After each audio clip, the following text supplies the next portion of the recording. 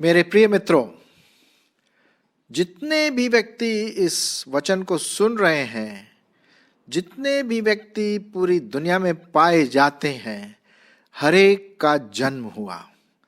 आप कभी भी इससे इनकार नहीं कर सकते। हर एक व्यक्ति का जन्म हुआ और आपका जन्म हुआ, मेरा जन्म हुआ, अलग अलग शहरों में और शायद अस्पताल में, या किसी का शहर में, तो किसी का गांव में, तो किसी का घर में, अलग अलग परिस्थितियों में जन्म हुआ। ये तो हम सब इस बात को मानते हैं। तो कोई ऐसी अनोखी बात नहीं है कि हम सबों का जन्म हुआ, ठीक है। लेकिन आज मैं आपके सामने एक ऐसे अनोखे जन्म के बारे में बताना मांगता हूं जो 2000 वर्ष पूर्व इज़राइल के एक छोटे से गांव बैतलहम में हुआ। जी हां, मैं उसी बात को आपके सामने ला रहा हूं जिसे हम कहते हैं क्रिसमस या बड़ा दिन। पूरी दुनिया क्रिसमस को बड़े जोश और शोर से और हर्ष और उल्लास से मनाती है। और विशेष करके जो प्रभु यीशु मसीह के मानने वाले हैं, वे बड़े उत्साह से और उल्लास से मनाते हैं। लेकिन हमें ये देखना है कि ये जो जन्म हुआ, ये बिल्कुल अनोखा जन्म था। मेरे और आपके जन्म के समान बिल्कुल भी नहीं था। हम उसी के बारे में आज कुछ बातें करेंगे। पहली बात हम देखते हैं इस अनोखे जन्म के बारे में कि उस समय का जो वातावरण था वो ठीक नहीं था। और जो राजा था, हेरोदेस राजा, उसने कहा कि मैं ही राजा हूं और कोई दूसरा राजा हो ही नहीं सकता। और ऐसा हुआ कि सबके नाम लिखवाने के लिए जहां जहां उनके पूर्वज पैदा हुए थे, वहां उनको जाना पड़ा। जी हां, और इसी वातावरण में एक अजीबोगरीब अनोखी घोषणा हुई। और वो घोषणा कोई व्यक्ति ने नहीं किया, वो घोषणा किया स्वर्गदूतों ने। सो पहली बात हम देखते हैं कि इस अनोखे जन्म के बारे में, कि इस जन्म के बारे में स्वर्गदूतों ने घोषणा किया। अगर मैं आपसे पूछूं भाई कि स्वर्गदूतों ने आपके जन्म की घोषणा की, बिल्कुल नहीं। किसी की, मैं नहीं सोचता हूं किसी के जन्म का घोषणा, अनाउंसमेंट स्वर्गदूतों ने किया। सिर्फ प्रभु यीशु मसीह के बारे में हम देखते हैं। सुनिए परमेश्वर का वचन क्या कहता है। मैं आपके लिए पढ़ूंगा मत्ती और उसका 1 अध्याय और उसका 20 और 21 पद। मत्ती उसका 1 अध्याय 20 और 21 पद। जब वह इन बातों के सोच ही में था, वह मतलब यूसुफ जब सोच रहा था, उसको पता चला कि उसकी होने वाली पत्नी गर्भवती है, तो वो बड़ा दुविधा में पड़ गया और वो इसके बारे में सोच रहा था। तो परमेश्वर का स्वर्गदूत, ये है साहब, परमेश्वर का स्वर्गदूत उसे स्वप्न में दिखाई देकर कहने लगा, हे यूसुफ, दाऊद की संतान, तू अपने पत्नी मरियम को अपने यहां से आने से मत डर, क्योंकि जो उसके गर्भ में है वह पवित्र आत्मा की ओर से है। वह पुत्र जनेगी और तू उसका नाम यीशु रखना, क्योंकि वह अपने लोगों का उनके पापों से उद्धार करेगा। तो यहां पर हम देखते हैं मेरे प्रियो कि ये एक घोषणा हुई स्वर्गदूतों के द्वारा प्रभु यीशु मसीह के जन्म से पहले कि भाई एक बालक जन्म लेगा। तो ये एक अनोखी घोषणा है। बहुत इंटरेस्टिंग बात है। अगर हम आगे और देखें तो जब गड़रिये थे, वो जब अपनी भेड़ को चरा रहे थे, तो वहां पर भी स्वर्गदूतों का ढेर आ गया है। और उन्होंने कहा, भाई घबराओ मत, आज तुम्हारे लिए एक शुभ संदेश है, गुड न्यूज है। और वो शुभ संदेश ये है कि बैतलहम में एक उद्धारकर्ता जन्म लेने वाला है। जाओ, और वो उसका जन्म हो चुका है, तुम जाओ और उसे दंडवत करो। तो स्वर्गदूत जो थे वो घोषणा करने वाले परमेश्वर के दूत थे। ये एक अनोखा जन्म था। दूसरी बात हम देखते हैं इस जन्म के बारे में कि अनोखी मां मरियम जो यीशु मसीह की मां थी। हम जानते हैं कि यीशु मसीह की मां का नाम मरियम था और वो अभी शादीशुदा नहीं थी। वो एंगेजमेंट हुआ था लेकिन शादीशुदा नहीं थी। शादी बाद में हो जाता है कि नहीं।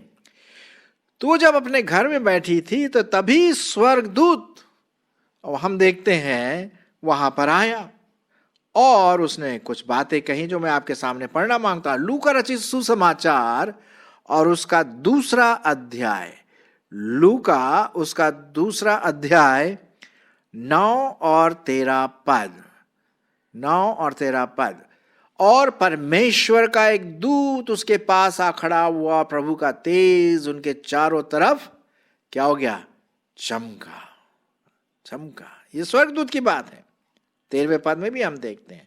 लेकिन जो बात मैं आपके सामने पढ़ना मांगता हूं मरियम के बारे में, मैं आपके सामने पढ़ूंगा लूका रचित सुसमाचार उसका पहला अध्याय 30 पद से 35 पद तक। सुनिए क्या लिखा हुआ है।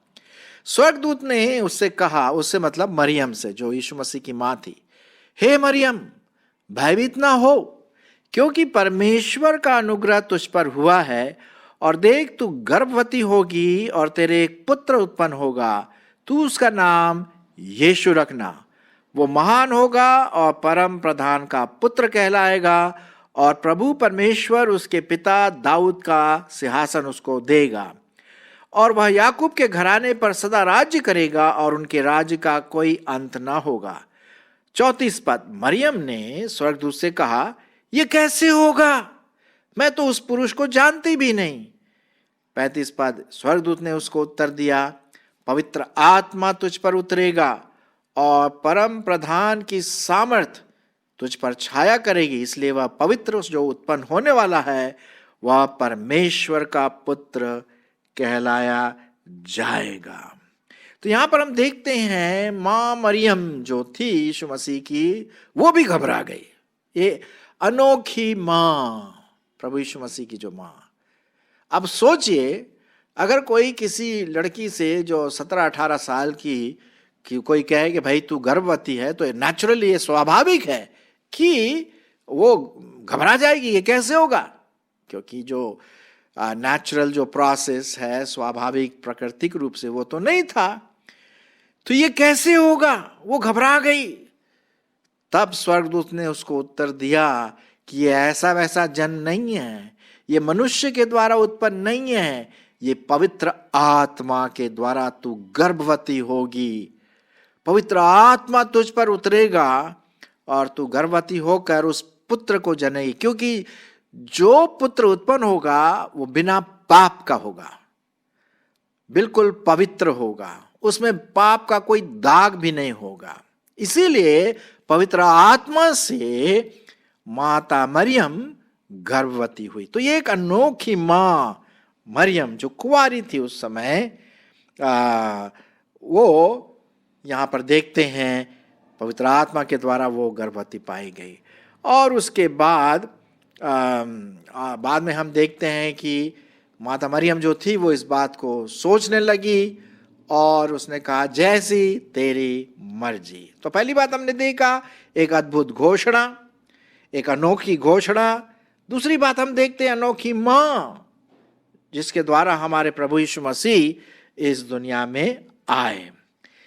तीसरी बात हम देखते हैं कि उस बेटे का नाम जो है वो यीशु कहलाएगा। यीशु रखना।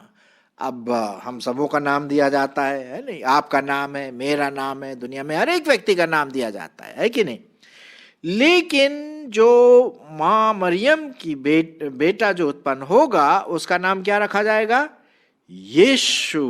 मैं आपके लिए पढ़ूंगा मत्ती रचित सुसमाचार, हम वापस जाएंगे 1 अध्याय और उसका 21 पद। मत्ती उसका पहला अध्याय और 21 पद क्या लिखा हुआ है? वो पुत्र जनेगी, वो मतलब मरियम जो यूसुफ की पत्नी है वो पुत्र जनेगी और तू उसका नाम यीशु रखना। अब कभी कभी क्या होता है कि भाई जब बच्चा पैदा होता है हमारे परिवार में, घर में, तो कुछ समय के बाद लोग सोचते भाई इसका नाम क्या रखना चाहिए, और ऐसा नाम ढूंढते हैं जो मतलब बहुत अच्छा गुणवत्ता वाला नाम हो। जैसे विजय नाम हुआ, विनोद हुआ, शीला हुआ, शालिनी हुआ, है कि नहीं? ऐसे नाम जो किसी गुण को प्रकट करें और अच्छा भी है। ओके, लेकिन यहां पर स्वर्गदूत ने कहा भाई तो तेरे को जो पुत्र उत्पन्न होगा ना उसका नाम ये रखना, पहले से बता दिया। और वो नाम क्या? अद्भुत नाम, अनोखा नाम। वो अनोखा नाम क्या है? यीशु रखना, क्योंकि वो अपने लोगों का उनके पापों से उद्धार करेगा। और फिर 31-32 में हम देखते हैं बाद में जाकर के इसी के बारे में कि वैसा ही इन लोगों ने किया। अच्छा, अब जब यीशु जो नाम है, यीशु का नाम का मतलब है पापों से उद्धार देने वाला, और उसी नाम के कारण उस नाम को जो यीशु मसीह को दिया गया उसने वही काम किया उस नाम के कारण। और यीशु मसीह के इस दुनिया में जन्म लेने का क्या तात्पर्य था? क्यों? क्योंकि वो उद्धार की बात आने वाली थी, है ना? तो कई लोग क्या करते हैं, आजकल हम देखते हैं कि लोग क्रिसमस मनाते हैं। अगर आप दुकानों में जाएंगे तो लोग अपने दुकानों में सजा के रखेंगे क्रिसमस ट्री, और अगर आप लोगों से बोले भाई क्रिसमस केक खाओ, और जो क्रिश्चियन लोग हैं, विश्वासी लोग हैं, वो अच्छे अच्छे कपड़े पहनते हैं, चर्च जाते हैं, दुआ करते हैं, गाना गाते हैं, और खूब परिवार वाले इकट्ठे होते हैं। इसमें कोई बुराई नहीं है, मैं नहीं बोल रहा हूँ कि इसमें कोई बुराई नहीं, अच्छी बात है कि हम इसमें सम्मिलित हो जाते। लेकिन ये बात आप ध्यान रखिए कि यीशु मसीह का जन्म इसलिए नहीं हुआ कि हम केक खाएं। यीशु मसीह का जन्म इसलिए नहीं हुआ कि हम लोग अच्छे अच्छे कपड़े पहने या दुकान को सजाएं और ये बातें करें। नहीं नहीं नहीं नहीं नहीं, यीशु मसीह का मतलब था उद्धार करता, पापों से छुटकारा देने वाला। प्रेरितों के काम जो एक और किताब पाई जाती है उसका 4 अध्याय 12वें पद में इस प्रकार से लिखा हुआ है कि और दूसरा कोई नाम दिया ही नहीं गया है, सिर्फ एक ही अनोखा नाम है, और वो अनोखा नाम क्या है? यीशु, यीशु, यीशु, जिसका मतलब है पापों से छुटकारा देने वाला। जी हाँ, 25 दिसंबर जो हम मनाते हैं, बड़ा दिन या क्रिसमस जिसे हम कहते हैं, वो इसलिए था कि प्रभु यीशु मसीह एक उद्धारकर्ता के रूप में आए, उसका जन्म ही इसलिए हुआ था। अब आपका और हमारा जन्म तो इसलिए नहीं हुआ, वो इसलिए नहीं हुआ क्योंकि हम तो उद्धारकर्ता नहीं बन सकते, क्योंकि हम पापी हैं, हमारा स्वभाव ही पापी है। लेकिन यीशु का जो नामकरण दिया गया था वो था यीशु, उद्धारकर्ता। तो ये अनोखा नाम हम देखते हैं। स्वर्गदूतों ने कहा यूसुफ से कि भाई तू जो पुत्र होगा उसका नाम क्या रखना? यीशु। अच्छा, फिर एक और बात हम देखते हैं इस जन्म के विषय में। इस यीशु का एक उद्देश्य था, एक तात्पर्य था, अनोखा उद्देश्य। पहला हमने देखा अनोखा घोषणा, दूसरी बात हमने देखा अनोखी माँ मरियम, तीसरी बात हमने देखा अनोखा नाम, बिल्कुल डिफरेंट, बिल्कुल अलग, और चौथी बात हम देखते हैं अनोखा उद्देश्य, अनोखा तात्पर्य। यीशु मसीह के इस दुनिया में आने का तात्पर्य क्या था? यीशु मसीह के आने का तात्पर्य ये था कि वो 30 साल तक अच्छे अच्छे काम करें, मिनिस्ट्री करें, सेवकाई करें, चंगाई दें, मुर्दों को जिलाएं, बीमारियों को भगाएं, मृतकों को जिलाएं, ऐसी बातें प्रभु यीशु मसीह ने किया। और उसके बाद ये सेवकाई करने के बाद उसको क्या कर दिया? बलिदान के लिए उसे क्रूस पर चढ़ा दिया। क्यों चढ़ा दिया भाई? वो इसलिए क्योंकि वो आपसे प्यार करता है, मुझसे प्यार करता है, पूरे संसार से प्यार करता है। लिखा हुआ है ना यूहन्ना 3:16 में, क्या लिखा है शायद आप जानते होंगे, क्योंकि परमेश्वर ने जगत से ऐसा प्रेम रखा कि उसने अपना एक लौता पुत्र दे दिया, ताकि जो कोई उस पर विश्वास करे नाश न हो परंतु अनंत जीवन पाए। तो यीशु मसीह के आने का अनोखा उद्देश्य ये था कि वो पूरी सारी सृष्टि के लिए, जगत के लिए, मनुष्य जाति के लिए अपना बलिदान कर दे, क्योंकि पाप की मजदूरी मौत है, और वो मौत हमारे प्रभु यीशु मसीह ने क्रूस पर सह लिया। मैं आपके लिए पढ़ूंगा इब्रानियों की पत्री, उसका 2 अध्याय 10 पद। बाइबल में से ही हम पढ़ेंगे। इब्रानियों की पत्री उसका 2 अध्याय और 10 पद।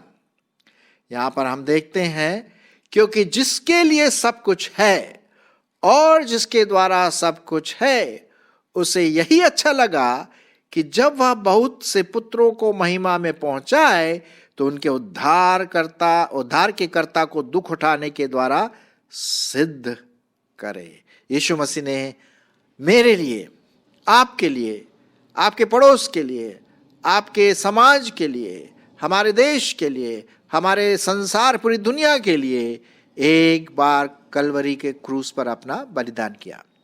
जी हाँ, इफिसियों की पत्री इसी से संबंधित मैं आपके लिए पढ़ूंगा। इफिसियों उसका 2 अध्याय और उसका 5 से 9 पद। आप सुनिए वचन क्या कहता। जब हम अपराधों के कारण मरे हुए थे तो हमें मसीह के साथ जिलाया गया, अनुग्रह ही से तुम्हारा उद्धार हुआ है, और मसीह यीशु में उसके साथ उठाया और स्वर्गीय स्थानों में उसके साथ बैठाया, और कि वह अपने उस असीम दया से जो प्रभु यीशु मसीह में हम पर है, आने वाले समयों में अपने अनुग्रह का असीम धन दिखाए। क्योंकि विश्वास के द्वारा अनुग्रह ही से तुम्हारा उद्धार हुआ है, और यह तुम्हारी ओर से नहीं वरन परमेश्वर का दान है, और न कर्मों के कारण, कहीं ऐसा ना हो कि कोई घमंड करे। तो ये जो पद मैंने आपके सामने पढ़ा, इस बात को दर्शाता है कि यीशु मसीह का अनोखा उद्देश्य ये था कि हमारे लिए बलिदान हो जाए और वो हमारे लिए क्रूस पर चढ़ जाए, लेकिन साथ ही साथ वो तीसरे दिन मुर्दों में से जी उठे, जिसे हम ईस्टर के रूप में मनाते हैं। अब सुनिए, 3 विशेष जो पर्व मनाए जाते हैं। पहला है क्रिसमस, प्रभु यीशु मसीह का जन्म। दूसरा है गुड फ्राइडे, उस दिन प्रभु यीशु मसीह को बलिदान क्रूस पर चढ़ाया गया बलिदान के रूप में। और फिर ईस्टर, 3 दिन के बाद ईस्टर, उस दिन प्रभु यीशु मसीह मुर्दों में से जी उठे, और आज वो जीवित परमेश्वर है, और उसके हाथ आज आपके सामने, मेरे सामने खुले हैं कि आओ बोझ से दबे हुए लोगों, मेरे पास आओ, मैं तुम्हें विश्राम दूंगा, पाप की गठरी को निकालो और पवित्र बन जाओ। तो ये अनोखा उद्देश्य हमारे प्रभु यीशु मसीह का था। तो मेरे मित्रों, मेरे प्रियो, आज हमने देखा अनोखा जन्म, एक अनोखा जन्म। यह जन्म बिल्कुल डिफरेंट था, जो 2000 वर्ष पूर्व हुआ और न कभी होगा। ये इतिहास में सबसे बड़ी घटना पाई जाती है कि 2000 वर्ष पूर्व प्रभु यीशु मसीह इस दुनिया में पैदा हुए, जिसे हम आज क्रिसमस के रूप में मनाते हैं।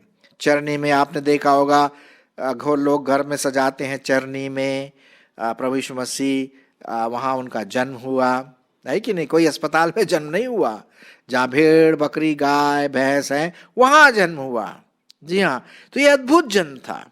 ओके, तो पहला हम देखते हैं स्वर्गदूतों के द्वारा घोषणा हुई। दूसरी बात हमने देखा अनोखी माँ जो कुंवारी थी, पवित्र आत्मा से गर्भवती हुई, क्योंकि वो पवित्र पुत्र होगा, उसमें पाप की कोई भी निशानी नहीं है।